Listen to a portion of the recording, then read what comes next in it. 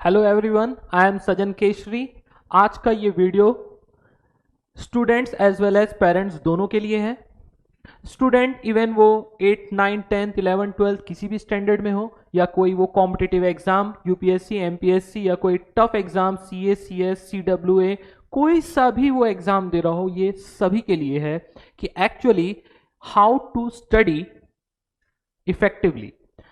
Generally ये topic क्यों आया, देखिए आप बहुत सारे यूट्यूब में वीडियो देखते हैं, आप मोटिवेट हो जाते हैं, आपको सुबह उठ के पढ़ना है, आप 6 o'clock उठ जाते हैं, आपने टाइम टेबल भी बना लिया है, उसके बाद आपने अच्छे से मोबाइल वगैरह सब स्विच ऑफ करके आपने स्टडी भी कर लिया, स्टडी कंप्लीट भी कर लिया, बट आप अल्टीमेटली वो भूल जाते हो।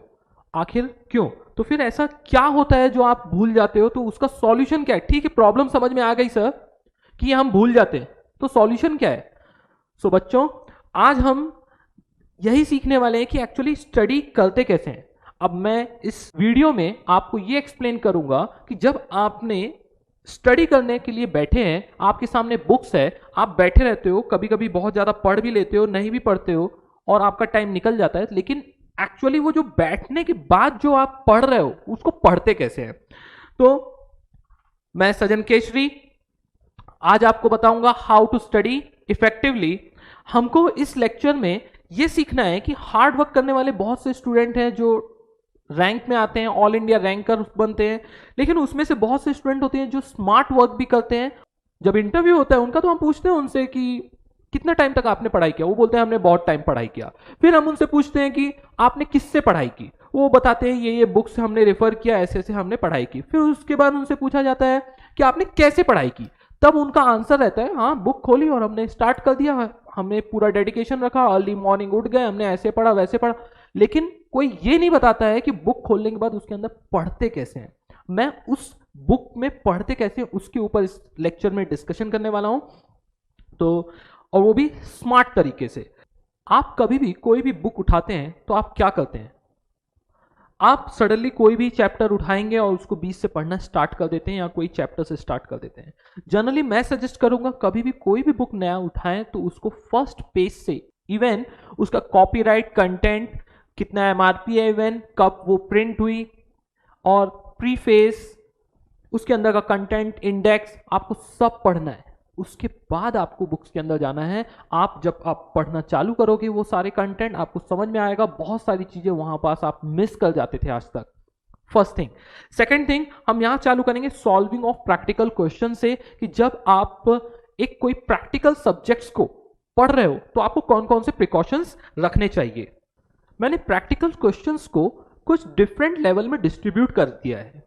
फॉर एग्जाम्पल, कुछ क्वेश्चंस क्या रहते हैं, बहुत ज्यादा सिमिलर रहते हैं। फॉर एग्जाम्पल, एक 50 क्वेश्चन है एक प्रैक्टिकल। अब आप कुछ लोग सोच रहे होंगे जो स्कूल्स में है जनरली कि 50 क्वेश्चन कहाँ होते हैं बच्चों, कॉम्पिटिटिव और जो टफ एग्जाम रहते हैं तो वहाँ के सिलेबस में बहुत सारे क्वेश्चन रहते हैं, इसलिए मैं बोल रहा हूँ। तो वहाँ बहुत सारे सिमिलर, आपके मैथ्स में भी आपने ऑब्जर्व किया होगा, बहुत सारे क्वेश्चन क्या रहते हैं, सिमिलर रहते हैं। अब सिमिलर क्वेश्चन को बार बार करने से कोई फायदा तो है नहीं। आपने उसी टाइम जब आपने क्लास या कॉलेज या कोचिंग इंस्टीट्यूट में कहीं पास भी जब वो क्वेश्चन को किया और आपको ऑब्जर्व हो गया कि ये सब सेम टाइम के, टीचर भी आपको बता देते हैं बहुत बार कि क्वेश्चन नंबर 1, 2, 3, 4, 5 क्या है, सिमिलर है, आप एक बार ट्राई कर लीजिए, आपने करा भी, लेकिन आप कहीं लिखते नहीं हो, तो वो गलत है। आपको क्या करना है, इमीडिएटली जब टीचर ने बताया और आपने भी सॉल्व किया और आपको ऑब्जर्व हो गया है ये क्लियरली कि वो सिमिलर टाइप के क्वेश्चन है, तो इमीडिएटली मार्क कर लेना है। या कि एकदम जब आपको लग रहा है कि 5 क्वेश्चन तक सिमिलर है तो एकदम पेज के टॉप में लिख लीजिए क्वेश्चन नंबर 1, 2, 3, 4, 5 आर सिमिलर,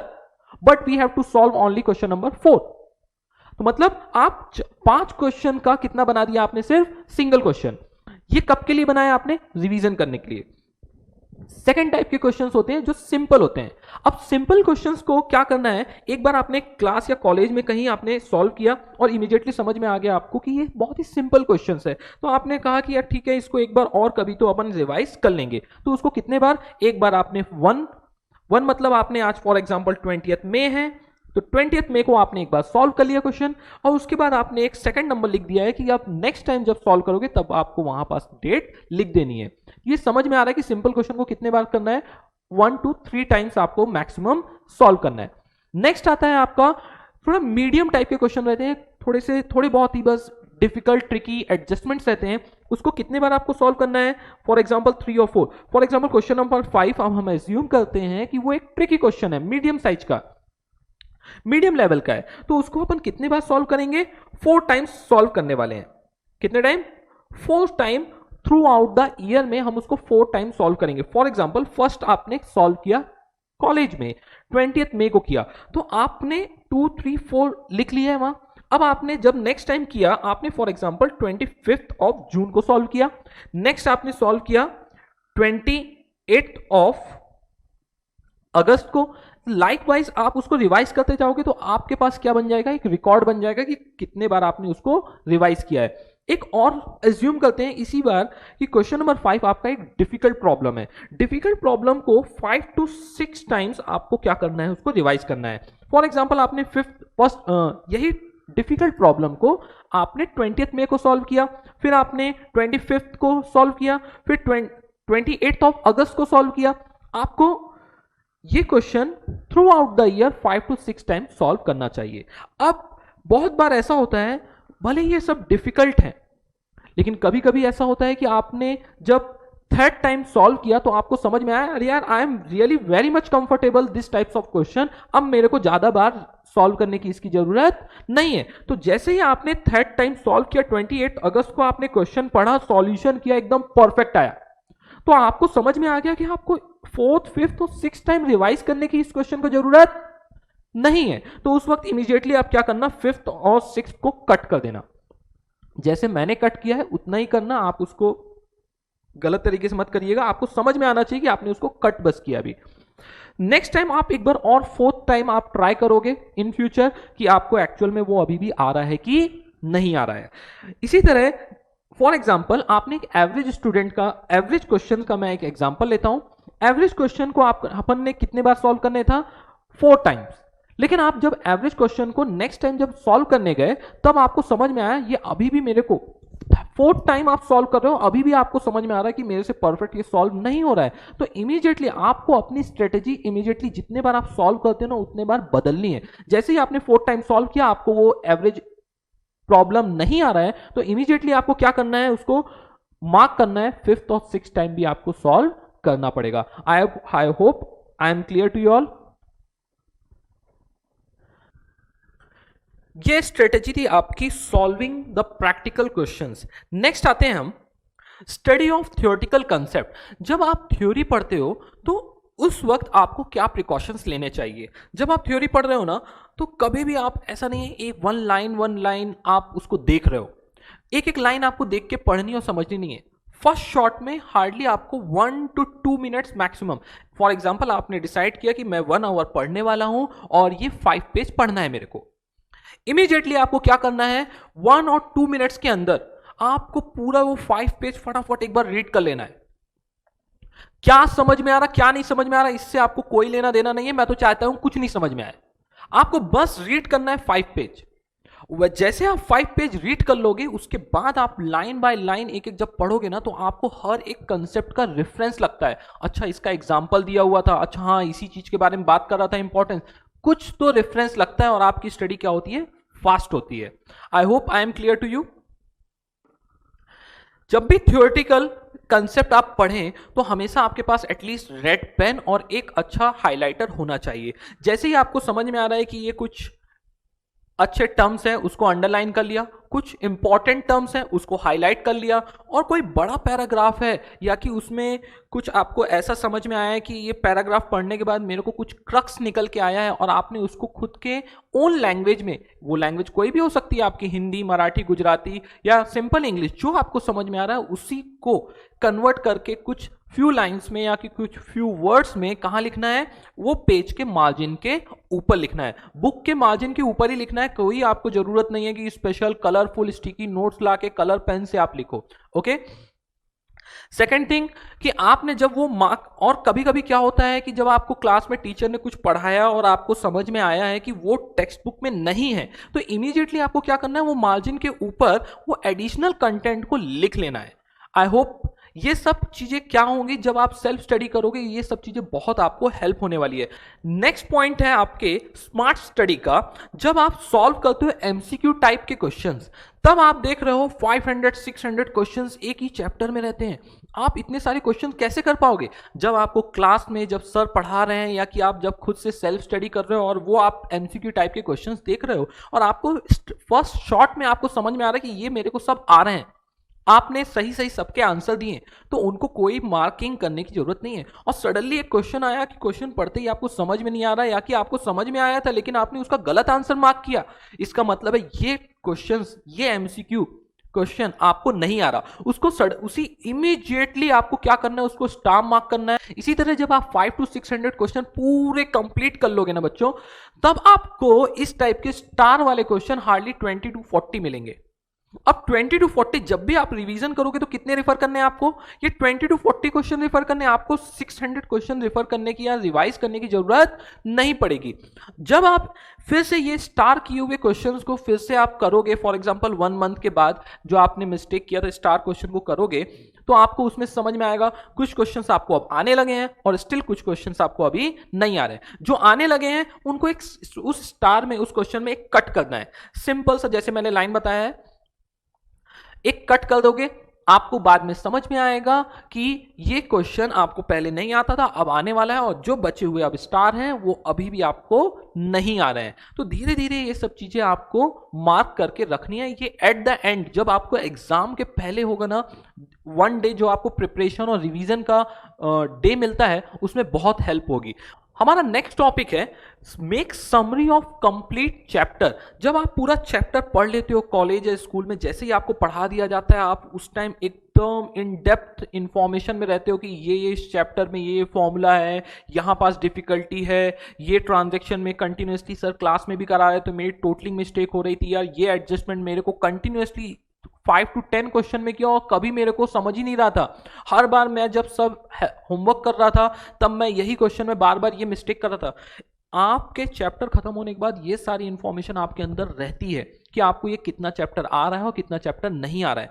तो आपको जब समरी बनानी है तो सबसे पहले समरी बनाते वक्त आपको क्या लिखना है, जो भी आपके फॉर्मूला वगैरह रहेंगे, कुछ बेसिक्स हैं, तो वहीं पास एक समरी बना लेनी है। कहां पास बनाओगे आप? चैप्टर खत्म होने के बाद जो नोटबुक रहती है, चैप्टर खत्म होने के बाद एक 1 और 2 page, depend upon the size of the chapter, आप उसमें पूरा डिटेल में लिखोगे ये फॉर्मूला है, ये रिवाइज करना है, ये कुछ सम्स हैं, जैसे अपन ने यहां पर मार्किंग किया था फर्स्ट पॉइंट में सॉल्विंग ऑफ प्रैक्टिकल क्वेश्चंस में, फॉर एग्जांपल कि ये क्वेश्चंस हमारे क्या है, सिमिलर है, तो आपको वहां पर लिखना है ये क्वेश्चंस हैं, क्वेश्चन नंबर 5, 8 एंड 20। ये आप इसको जब सॉल्व करोगे तो आपके सारे कंसेप्ट इसके अंदर कवर हो जाएंगे। कभी कभी क्या होता है, एक ही क्वेश्चन में सारे कंसेप्ट कवर होते हैं, कभी कभी 3 से 4 क्वेश्चन मिलाने के बाद कंसेप्ट कवर होते हैं। तो अकॉर्डिंगली आपका पूरा चैप्टर, ऐसे क्वेश्चंस आपको उस चैप्टर से डिसाइड करने हैं जिससे आपके पूरे के पूरे कंसेप्ट क्या हो जाए, उसको पढ़ने के बाद एकदम क्लियर हो जाए, रिवाइज हो जाए। कुछ क्वेश्चंस रहेंगे जो आपको डिफिकल्ट लगेंगे तो उनकी समरी बनाना है, फिर आपको सिमिलर क्वेश्चंस कौन से हैं उनकी समरी बना लेना है, और उसमें से कौन जो भी आपने चैप्टर में किया है वो सब एक 1 और 2 पेज में कंप्लीट क्रक्स हो जाना चाहिए।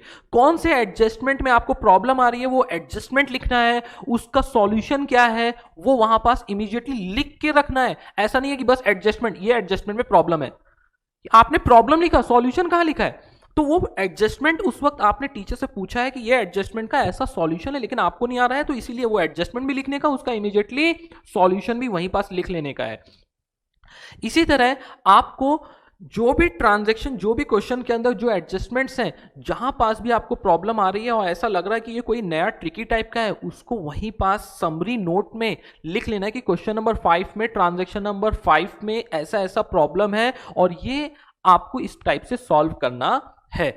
इसके मेन इंपॉर्टेंट जो समरी में आएगा कि आपका सेल्फ असेसमेंट, कि आपने जब ये चैप्टर पढ़ा, आप ये सारे मिस्टेक्स करते हो, तो वो आप वहां लिखो कि मैंने ये टोटलिंग में मिस्टेक करता हूं, जनरली मेरे मल्टीप्लिकेशन करना यहां पर भूल जाता हूं, वो वहां मेंशन कर लो कि आप क्या मिस्टेक करते हो। देखो ये वाला जो लास्ट वाला पॉइंट है, सब स्टूडेंट का अलग अलग होगा, किसी का टोटलिंग सही से आता होगा लेकिन किसी का कुछ सम में ही प्रॉब्लम हो जाती होगी, किसी के कंसेप्ट क्लियर नहीं होंगे। आपको जो पर्सनल प्रॉब्लम है वहां पर लिख के रखो कि मैं जनरली, और एक और एडिशनल पॉइंट है मैं आपको बता दूं, जब आपका फॉर एग्जांपल कोई टेस्ट हुआ है, कोई प्रीलिम एग्जाम हुआ है, टर्मिनल एग्जाम हुआ है, उसमें भी आपने वही क्वेश्चन उसी चैप्टर का किया और आपने ऑब्जर्व किया कि मैंने यहां भी इस टाइप की मिस्टेक की है, तो उसको वहां लिख लो और उसके बाद उसका सॉल्यूशन क्या है वो भी वहीं पास मेंशन कर लो। ये आपको फाइनल एग्जाम में बहुत ज्यादा हेल्प करने वाला है।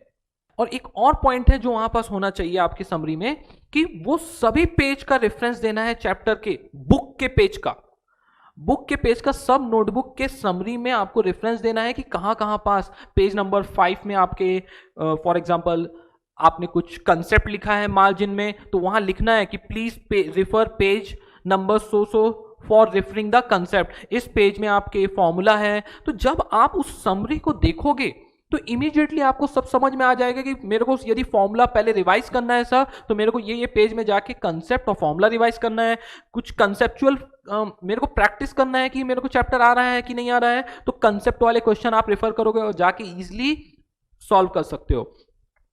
ये सब करने के बाद इमीडिएटली आपको ना इंडेक्स में जाना है। इंडेक्स में इमीडिएटली जाते ही आपको क्या समझ में आ गया अभी तक ये सब करने के बाद, वो चैप्टर आपको कितना डिफिकल्ट लग रहा है और कितने बार उसको आपको रिवाइज करना है, इसका जजमेंट आपको आ गया होगा। तो इमीडिएटली आप इंडेक्स में जाइए। हम इमीडिएटली इंडेक्स में आने के बाद उसकी रेटिंग या कि कितना डिफिकल्ट चैप्टर है उसके अकॉर्डिंगली कितने बार आपको थ्रू आउट द ईयर में उसको रिवाइज करना है वो अपन मार्क कर लेंगे। For example question chapter number 1 आपको 4 टाइम रिवाइज करना है। आपने जब स्टडी किया आपको रियलाइज हो रहा कि इसको 4 टाइम रिवाइज करना चाहिए। इसी तरह for example question chapter number 3 है, उसको 3 टाइम्स रिवाइज करना है, वो आपको थोड़ा सा इजी लग रहा है। लाइकवाइज आप इसको इस तरह मार्क करोगे। अब मार्क करने के बाद करोगे क्या बच्चों, जब फर्स्ट टाइम रिवाइज किया है या क्लास में किया है तो उस वक्त उसमें डेट डाल दोगे। जब नेक्स्ट टाइम रिवाइज करोगे तब आप इमीडिएटली डेट डाल दोगे। इससे सब क्या होने वाला है, जब आप एग्जाम के पहले देखोगे या कि आप मिड टर्म में कभी आपने रियलाइज किया कि फॉर एग्जांपल देखो चैप्टर नंबर 3 एक ही बार बस रिवाइज किया है, चैप्टर नंबर 5 तो सिर्फ क्लास में ही एक ही बार पढ़ा था, उसके बाद कभी पढ़ाई नहीं की, उसके बाद हमने रिवाइज नहीं किया, और आपने चैप्टर नंबर 1 3 टाइम रिवाइज कर लिया। बच्चों ये सब करने से क्या होता है मालूम है, मैं आपको एक जनरल बताता हूं ओपिनियन। जिस दिन आपको डर लगता है मेरे एग्जाम आने वाले हैं या कि मेरी पढ़ाई नहीं हुई है, आप फिर से बुक उठाते हो, फर्स्ट चैप्टर से चालू करते हो, पढ़ना चालू करते हो, पहले से 15 पेज तक 15 पेज तक जाते हो, फिर बोर हो जाता है, आप बंद कर देते हो, आपके पास कोई ट्रैकिंग नहीं रहती है। फिर आप अगली बार फिर से आप उठते हो, डर लगेगा जिस दिन, फिर उठोगे, फिर से पढ़ना चालू करोगे, फर्स्ट पेज से पढ़ना चालू करते हो, 15-20 पेज तक जाते हो, फिर से रोक देते हो क्योंकि बोर हो जाता है। इस तरह करके आप आगे कभी पढ़ ही नहीं पाते हो। आपको हमेशा पेज नंबर 1 या कोई स्पेसिफिक चैप्टर से नहीं चालू करना। जब आपके पास इस टाइप की ट्रैकिंग होगी कि लास्ट टाइम मैंने फेब मार्च या जब भी जो भी डेट आपने उसमें डाली है अकॉर्डिंगली फर्स्ट स्टडी कब हुई, सेकंड स्टडी कब हुई, उसके अकॉर्डिंगली आप डिसाइड कर सकते हो कि आपको नेक्स्ट रिवीजन किस चैप्टर का करना है और कितने बार करना है। जैसे फॉर एग्जांपल आपने देखा कि चैप्टर नंबर 4 को या क्वेश्चन नंबर चैप्टर नंबर 5 को आपने एक बार भी रिवीजन नहीं किया और चैप्टर नंबर 1 और 2 को मल्टीपल टाइम आपने रिवाइज कर लिया है, तो आपको ये ट्रैकिंग से समझ में आएगा कि अभी आपको क्या करना है, चैप्टर नंबर 4 और चैप्टर नंबर 5 का रिवीजन करना चाहिए। इसी तरह जब ये इस तरह का एक बार, कभी कभी मैं अपनी बात बताता हूं, कभी कभी ऐसा हो जाता है, इतने बार रिवाइज हो जाता है कि ये 5 6 ऐसे 7 8 times chapter number 1 2 8 9 times revise हो जाते हैं।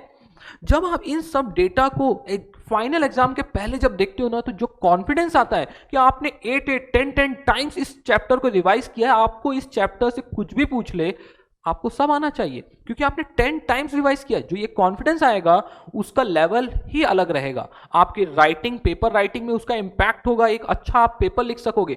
आपको नहीं तो क्या होता है, बच्चे ये सब मेंटेन नहीं कर पाते हैं ये डेटा, और सडनली जब फाइनल एग्जाम आता है और उनको प्रेशर लगने लगता है, उनको लगता है कि हमने साल भर कुछ पढ़ाई नहीं की है, क्योंकि वो इंडेक्स प्लेन दिखता है, चैप्टर के अंदर कुछ मार्किंग और हाईलाइट नहीं रहते हैं, और प्रेशर आने के बाद लगता है कि हाँ शायद तक ये कुछ चैप्टर मेरे को ठीक से आता है, ये चैप्टर आता ही नहीं है। इस टाइप करके क्या हो जाता है, पूरा आपका कॉन्फिडेंस लूज हो जाता है और आपको लगता है कि मेरे को कुछ आता ही नहीं। तो बच्चों ये सबसे बचने के लिए एक यही तरीका है कि जब जब आप रिवाइज करो इंडेक्स में लिखते जाओ कि ये मैंने कब कब रिवाइज किया है। और इसी तरह मैंने जैसे बोला कि चैप्टर नंबर 1 जब आपने थर्ड टाइम रिवाइज किया और आपको लग रहा है कि अभी भी ये और डिफिकल्ट है और आप उसको 4 टाइम रिवाइज करने वाले हो, तो उसी टाइम उसको क्या करो, अपग्रेड कर दो, सेल्फ एनालिसिस करो कि मेरे को ये चैप्टर अभी आ रहा है कि नहीं आ रहा है, अकॉर्डिंगली उसको इंक्रीज एंड डिक्रीज करते रहना चाहिए। ओके, हमारा नेक्स्ट पॉइंट आता है बच्चों, मेक समरी ऑफ डाउट्स। अब ये बहुत इंपॉर्टेंट है, जब भी आप स्टडी करते हो और इमीडिएटली आपको समझ में आ रहा है, यहाँ पास आपको कंफ्यूजन है या कि यहाँ आपको ये कंसेप्ट समझ में नहीं आ रहा है, तो इमीडिएटली वहीं पास आपको लिखना है कि आपको कंफ्यूजन क्या है एक्चुअल में। इमीडिएटली उसके क्वेश्चन के बगल में या वो कंसेप्ट के बगल में ही लिख देना है कि आपको क्या कंफ्यूजन हो रहा, क्या डाउट है, और उसका रेफरेंस आपको first 3 page of your book जो आपके रहते हैं ना, प्रीफेस एंड ऑल, वहां सफिशिएंट जगह रहती है, एक पेज बना लेना है, उसमें लिख देना है वहां पास डाउट और उसका पेज नंबर लिखना है कि एक्चुअली ये डाउट किस पेज में है। इसका रीजन मैं क्या बता रहा हूं, आपको डाउट आया, आपको लगता है ठीक है मैं ये सर से पूछ लूंगा, उसके बाद आपको याद ही नहीं रहता कि ये क्वेश्चन भी मेरे को ऐसा सर से पूछना है, या कि आपको याद आ भी गया कि मेरे को ये क्वेश्चन पूछना है और आपने डिटेल में लिख लिया कि यहां पास ये डाउट है और पूछना था। जब आप सर के पास जाते हो, सर मेरे को एक डाउट है, सर बोलते हैं ठीक है बताओ कहां पास क्या डाउट है, तो आप उस वक्त क्या करते हो, सर के सामने वो पेज ढूंढना चालू करते हो, कौन से पेज में मेरे को डाउट था, कौन से कंसेप्ट था, ढूंढते रह जाते हो। आपका पूरा ध्यान कहां चला जाता है कि वो मैंने डाउट लिखा कहां था, मेरे को मिल नहीं रहा, मेरे को मिल नहीं रहा।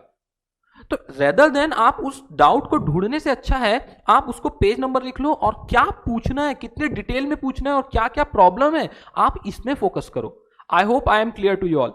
तो इसलिए जो भी डाउट जिस कंसेप्ट में, जिस पेज नंबर में, उसका रेफरेंस कहां देना है अपन को, इंडेक्स क्या उसके आसपास कोई पेज में स्टार्टिंग में देना है। जब सर के पास जाओगे इमीडिएटली वो पेज नंबर देखोगे, इमीडिएटली ओपन करोगे और वहां पास आप डाउट क्लियर करोगे, वहां पास उस प्रॉब्लम का सॉल्यूशन लिखोगे इमीडिएटली उसी के नीचे, और फिर से जहां पास आपने फर्स्ट सेकंड पेज में डाउट का पेज नंबर लिखा था उसको एक सिंगल कट करोगे कि हां मेरा ये डाउट क्लियर हो गया है।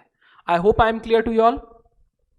नेक्स्ट पॉइंट आता है आपका revise at regular interval. Revise at regular interval का मेरा पर्सनल ओपिनियन है कि एटलीस्ट, मैं आपको वीक या डेली रिवाइज करने के लिए नहीं बोल रहा हूं, इतना सिंपल सा एटलीस्ट आप मंथली रिवीजन तो करो कि एक्चुअली आपने जो क्वेश्चन 1 मंथ पहले आपने जो चीजें स्टडी की थी वो 1 मंथ के अंदर आपका क्या हो जाए, रिवाइज हो जाना चाहिए। इससे क्या होता है, आपकी मेमोरी स्ट्रांग होती जाती है कि हाँ ऐसा आपने कंसेप्ट रिसेंटली पढ़ा था। आप 4-5 मंथ्स के बाद आप देखते हो कोई एग्जाम या यूनिट टेस्ट आता है, तब तक आपका पहला चैप्टर पढ़ा था, अभी 5th चैप्टर पढ़ रहे हो, पहले चैप्टर में क्या हुआ था कुछ याद रहता ही नहीं है। और आपका ये जो रेगुलर रिवाइज इंटरवल है ना, आपके हार्डली 1 and 2 आवर्स में कंप्लीट हो जाएंगे। क्यों हो जाएंगे? क्योंकि आपने जो ये make summary of the complete chapter बना के रखा हुआ है ना, ये इसके अंदर आपको हार्डली वो देखना है कौन से कंसेप्ट्स हैं, कैसे उसको रिवाइज करना है, और आपका रिवीजन बहुत फास्ट हो जाएगा। जो ये रिवीजन मैं मंथली बोल रहा हूं ये उनके लिए है जिनका अभी एकेडमिक ईयर स्टार्ट हो रहा है। देखो बच्चों, आप आज से ये सब प्लान करना स्टार्ट करोगे, तब जाके जब आपका मेन एग्जाम आएगा एट द एंड में, तब जाके ये सब हेल्पफुल होने वाला है आपको। आप हार्डली 20 to 30 पेजेस के आपके रिवीजन के नोट्स रहेंगे, वो आप स्टडी करके इमीडिएटली एग्जाम में विद कॉन्फिडेंस अच्छे से बैठ सकते हो। लेकिन जिन लोगों का शॉर्ट टर्म में एग्जाम होता है, फॉर एग्जाम्पल अभी 3 मंथ्स के बाद में है, 6 मंथ्स में है, 2 मंथ्स में है, वो अकॉर्डिंगली अपना वीकली प्लान बनाएं और वीक में रिवाइज करें, और आप इसको अपने इससे इनपुट लेके आप अपना प्लान कस्टमाइज करके बना सकते हैं जिससे आपको बेस्ट यूजफुल हो। और मैं उन स्टूडेंट्स, ब्रिलियंट स्टूडेंट और जो स्कॉलर स्टूडेंट हैं जो अपने अलग अलग टेक्निक्स यूज करते हैं जो मैंने शायद तक यहाँ कवर नहीं की है, मैं चाहूँगा कि आप पूरे स्टूडेंट कम्युनिटी को हेल्प करें और मैंने जो कवर नहीं किया है वो आप कमेंट सेक्शन में मेंशन करके बताएं। मैं वेट करूँगा और मैं उनको रिप्लाई भी करने वाला हूँ। नेक्स्ट आता है आपका एक पॉइंट है बच्चों, मैंने ऑब्जर्व किया है सडनली एग्जाम के पहले कोई स्टूडेंट को एक दूसरे फ्रेंड से या टीचर से मालूम पड़ता है कि ये क्वेश्चंस इंपॉर्टेंट है और उसको आपको रेफर करना है, तो सडनली आप क्या देखते हैं, ऑब्जर्व कर रहे हैं कि आप उस क्वेश्चन नंबर तो पता चल गया कि question number 5 of chapter number 4 ये इंपॉर्टेंट है, लेकिन आपने बुक में कभी भी पेज रेफरेंस नहीं दिया है कि ये क्वेश्चन का सॉल्यूशन नोटबुक में किस पेज में है। ऐसे केस में आपको ढूंढने में बहुत प्रॉब्लम होती है, आप पूरी नोटबुक ढूंढने लगते हो कहां पास इसका सॉल्यूशन दिया हुआ है। तो इसका बेस्ट सॉल्यूशन क्या है बच्चों, आप हमेशा नोटबुक को नंबरिंग करके रखें और टेक्स्ट बुक में जिस पेज नंबर के नोटबुक में आप सॉल्व कर रहे हो वो प्रॉब्लम, तो टेक्स्ट बुक में क्या करें, वो पेज नंबर मेंशन करें और नोटबुक में जब भी क्वेश्चन नंबर लिखें तो क्वेश्चन नंबर के साथ ऑब्लिक करके आप बुक का भी रेफरेंस पेज का दें। जो भी इस वीडियो को देख रहे हैं उन सब के लिए मेरा एक ब्यूटीफुल सजेशन है, जिस प्रकार आप अभी मेरा YouTube में ये वीडियो देख रहे हो, किसी और का आप आगे देखोगे, इस तरह आप through out the day at least आप 15 to 20 वीडियोस या 30 वीडियोस आप देख जाते हो। लेकिन आप बस ऐसे देखते हो, कोई बेड में लेट के देखता है, कोई पता नहीं कहाँ कहाँ देखते हैं बैठ के, ओके, स्टेयर केस में घूमते हुए। लेकिन मैं आपको सजेस्ट करूंगा जब भी आप इस तरह की इंफॉर्मेशन या एजुकेशनल कंटेंट देख रहे हैं, कोई मोटिवेशनल वीडियो देख रहे हो, तो आप अपने साथ एक डायरी रखें और उसमें नोट डाउन करते जाएं जो भी आपको उसकी बातें सही लग रही हैं। आपको बहुत इंपॉर्टेंट लग रहा है कि बात तो सही कर रहा है बंदा, बहुत सही है, लेकिन आप क्या करते हो, आज तो आपने देख लिया, अगले दिन जाते हो फिर से 15-20 वीडियो देखते हो और फिर से आप क्या करते हो, आपको कल जो आपने वीडियो देखा है उसके बारे में कोई भी याद नहीं रहता है। इसलिए मैं सजेस्ट करूंगा कि आप एक डायरी मेंटेन करिए और जो भी आप YouTube देख रहे हैं, जो भी चैनल फॉलो कर रहे हैं, जो भी आप कंटेंट ब्राउज कर रहे हैं YouTube में, उससे जो आपको भी लर्निंग मिल रही है उसको आप डायरी में मेंशन करिए, नोट करिए और उसके बाद जो भी आपका क्रक्स बनेगा एक टाइम के बाद आपको बहुत हेल्पफुल करेगा। बिकॉज आप एक दिन डिमोटिवेट होते हो, आपने फॉर एग्जांपल मोटिवेशनल वीडियो देखा, अगले दिन फिर आप डिमोटिवेट होते हो, फिर सर्च करते हो मोटिवेशनल वीडियो, अरे ये वाला वीडियो तो देख लिया, चलो आज दूसरा देखते हैं। ये तो आप करते रहोगे। इससे अच्छा क्या है, आपने जो जिसका भी वीडियो से आपका अच्छा कंटेंट मिला है उसको समरी करिए, आपको बहुत हेल्पफुल हो गया आपके लिए। आई होप जैसा मैंने YouTube का आपको सजेशन दिया है नोट डाउन करने का, आपने मेरे भी वीडियो का नोट डाउन किया होगा। Okay, and lastly don't forget कि ये वीडियो आपको एकेडमिक ईयर स्टार्ट होने से पहले से फॉलो करना पड़ेगा, तब जाके हेल्पफुल होगा। ये आप एग्जाम के पहले देखोगे तो कुछ फायदा का नहीं है, सिर्फ आपको रिग्रेट होने वाला है कि ये मैंने पहले क्यों नहीं देखा। तो बेटर है देखने के बाद इसको आप फॉलो जरूर करें। अभी लॉकडाउन के कारण कोविड-19 के आप अभी घर में हैं, आपके पास बहुत सफिशिएंट अच्छा टाइम है। मैं चाहता हूं कि ये सब आप फॉलो करें और आप अपनी स्टडी स्टार्ट करें। ये स्मार्ट स्टडी का मतलब डिले स्टडी नहीं है, स्मार्ट स्टडी आप टाइम से स्टार्ट करें। Okay, thank you for watching this video. If you like this video please like it and share it with your friends and don't forget to subscribe channel of Behre classes.